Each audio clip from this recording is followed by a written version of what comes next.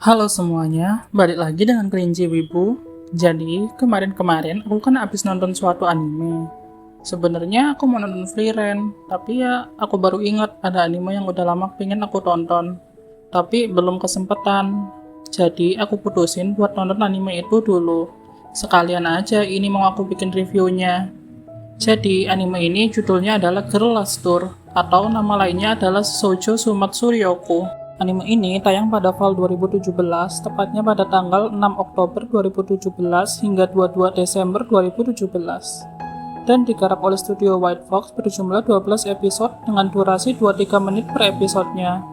Dengan genre adventure, misteri, sci-fi, dan slice of life. Anime ini bercerita tentang dua orang anak perempuan bernama Yuri dan Chito yang bertahan hidup sambil menjelajahi dunia dengan sebuah sepeda motor di dunia yang kosong tanpa adanya tanda-tanda kehidupan sama sekali. Jadi, kalau kalian suka anime santai dengan tema CGDCT alias Cute Girls Doing Cute Things, kalian boleh coba anime ini. Apalagi ini anime santai yang menurutku beda dari yang lain. Banyak hal-hal yang cuma kalian bisa dapatkan dari sini. Jadi sebenarnya anime ini punya premis cerita yang biasa aja, seperti yang aku jelaskan sebelumnya. Tapi satu hal yang paling mengesankan dan menurutku adalah nilai jual utama yang ditawarkan oleh anime ini adalah bagaimana pengalaman ketika kita menontonnya. Masih banyak perasaan-perasaan lain lagi yang ditunjang oleh poin-poin berikut. Yang pertama adalah visualnya. Poin pertama dalam menonton anime agar penonton tertarik untuk mengikutinya jelas adalah dari visualnya. Jika visualnya bagus, bukan hanya akan memperjelas narasi yang akan disampaikan, kita juga dapat menikmati bagaimana indahnya seni dalam sebuah media dua dimensi. Visual di sini mencakup bagaimana animasi dan detail gambarnya. Dan jelas, dalam anime ini visualnya benar-benar memanjakan mata. Bukan hanya dari segi animasinya yang mulus, juga dengan bagaimana detail gambar yang disajikan. Sebagai salah satu contoh, ada di episode pertama di mana dibuka dengan tetesan air yang digambar dengan pencahayaan yang indah. Kemudian, bagaimana air yang menetes itu digambar dengan shading pencahayaan yang membuatnya terlihat detail.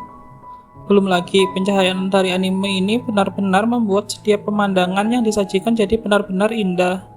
Kalau kalian nonton anime ini, urgensi untuk mengambil screenshot di mana banyak pemandangan-pemandangan indah itu sangat tinggi. Aku bahkan sampai gak sadar udah banyak banget gambar yang aku ambil. Belum lagi kalau kita ngomongin gimana sinematografinya dalam anime ini yang benar-benar berhasil dan membangun narasi bagaimana keadaan dalam dunianya yang kosong tapi tetap terlihat indah. Meski desain karakternya memang dibuat simple, tapi aku suka banget gimana mereka menganimasikan ekspresi mereka berdua. Memang gak banyak animasi-animasi yang terlalu sulit seperti layaknya anime dengan penuh koreografi dan banyaknya gerakan layaknya anime action. Tapi setiap animasinya benar-benar dibuat dengan baik. Salah satu yang bisa aku ambil contoh dari episode 1 ketika Yuri berlatih untuk menembak kaleng, di mana kita diberi view dari sebuah peluru yang berasal dari selongsong laras, senapan yang ditembakkan, kemudian view berpindah menjadi view kota yang berputar. Kemudian pelurunya menabrak ke kaleng yang sudah dibidik dan kaleng tersebut terpental.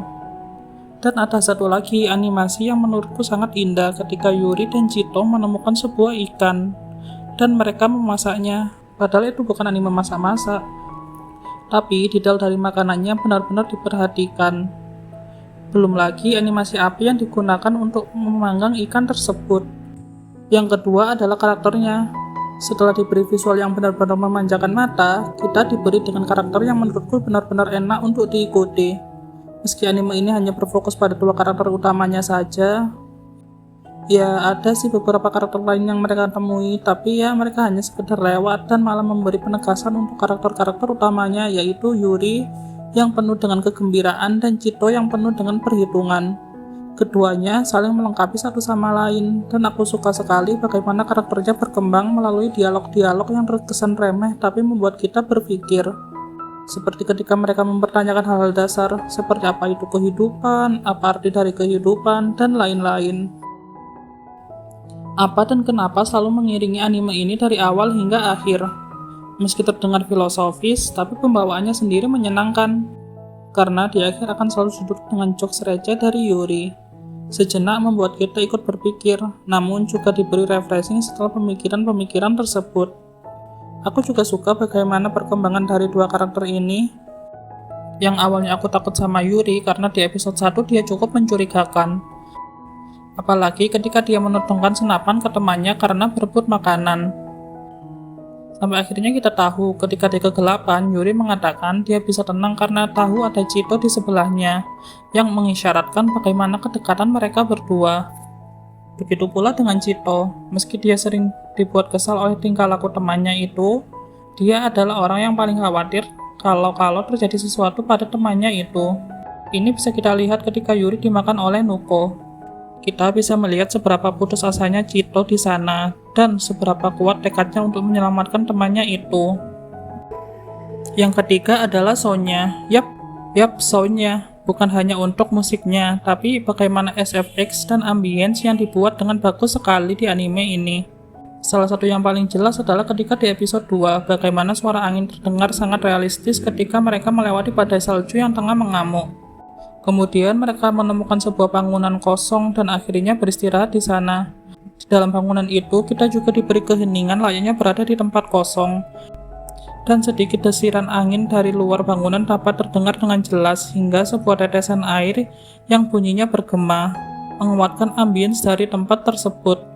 Aku rekomendasikan sih kalau kalian benar-benar pengen ngerasain pengalaman sempurna nonton anime ini untuk menggunakan headset atau earphone dan nonton ketika di tempat sunyi atau mungkin malam-malam sebelum tidur. Karena kalian akan merasakan betapa indahnya anime ini. Belum lagi kalau kita ngomongin musiknya, setiap OST-nya itu benar-benar masuk dengan animenya. Seperti contoh ketika di episode 3, Chito dan Yuri bertemu dengan seorang pembuat peta bernama Kanzawa. Ketika mereka menaiki lift, ada kesalahan terjadi dan lift menjadi oleng. Peta yang sudah dibuat oleh Kanzawa jatuh dan berhamburan. Dia kehilangan apa yang jadi tujuan hidupnya selama ini. Dan ketika adegan itu, musik yang mengiringi seperti memberi kita sebuah perasaan tentang masalah besar yang tengah terjadi, padahal itu hanya sebuah peta yang jatuh. Terus ada lagi ketika Yuri dan Chito menemukan musik yang sinyalnya berasal dari jauh.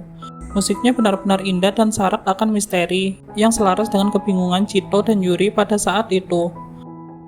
Dari mana dan apa yang mengirimkan sinyal tersebut masuk ke dalam pikiran mereka.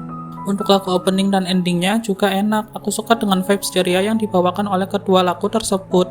Dan satu lagi yang paling memorable menurutku adalah Song of Raindrop. Lagu ini diputar di ending episode kelima ketika Chito dan Yuri berteduh dari hujan dan mereka bermain dengan rintik hujan yang menghasilkan bunyi-bunyian yang membentuk ritme sendiri. Kemudian ritme tersebut langsung terhubung dengan instrumen-instrumen dari lagu ini. Vibes dari lagu itu tuh bener-bener seperti hujan, menyejukkan, tapi kadang membuat kita mengalami perasaan yang sulit dijelaskan, seperti entah itu nostalgia atau sebuah kesedihan. Dan menurutku hal terakhir yang menarik adalah setting dunianya. Ya, sebenarnya ini pedang bermata dua sih. Bagi kalian yang gak terlalu suka dengan konsep ruang liminal atau liminalitas, mungkin gak akan terlalu menyukai hal ini. Kalau kalian bertanya-tanya, ruang liminal itu apa sih? Kasih contoh aja lah, biar gampangnya.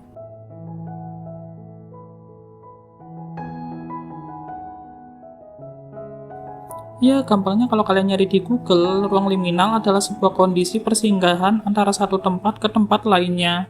Atau mungkin dari kondisi A ke kondisi B. Ya, contohnya kalau dalam waktu, senja itu adalah liminal, sebuah kondisi persinggahan antara matahari terbenam dan malam hari. Memangnya kenapa sih dengan ruang liminal ini? Ya, tiap orang beda-beda sih, tapi kalau kalian cari di Google, biasanya itu memberikan perasaan seperti kita berada di ketidakpastian apa yang akan terjadi ke depannya. Dan hal itu menurutku tergambarkan dengan baik di anime ini. Bagaimana dua karakter utama kita, Chito dan Yuri, berjalan dari satu tempat ke tempat lainnya di dunia yang kosong demi mencari perbekalan untuk bertahan hidup di dunia yang kosong, tanpa tahu apa yang akan menunggu mereka. Dan bukan hanya itu saja, hal ini juga membuat kita bertanya-tanya, sebenarnya apa sih yang terjadi dengan dunia tersebut sampai kosong seperti itu?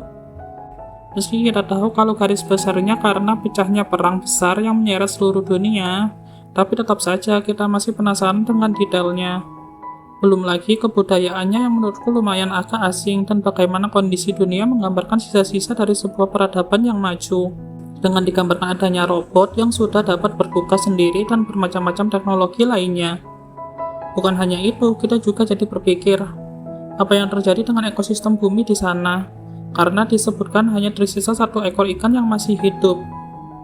Iya, kalau kalian nggak keberatan dengan hal tersebut, anime ini benar-benar layak ditonton. Baru kali ini aku merasakan sebuah pengalaman baru ketika menonton sebuah anime. Dan ya, karena aku sudah tahu dengan spoiler ending manganya, aku jadi lebih bisa tahu apa yang mau disampaikan dari series ini. Bagaimana kita berkembang bersama karakternya, bagaimana kita jadi menghargai hal-hal kecil yang bisa disyukuri, dan bagaimana cara kita agar bisa bahagia di dunia yang meskipun itu sulit.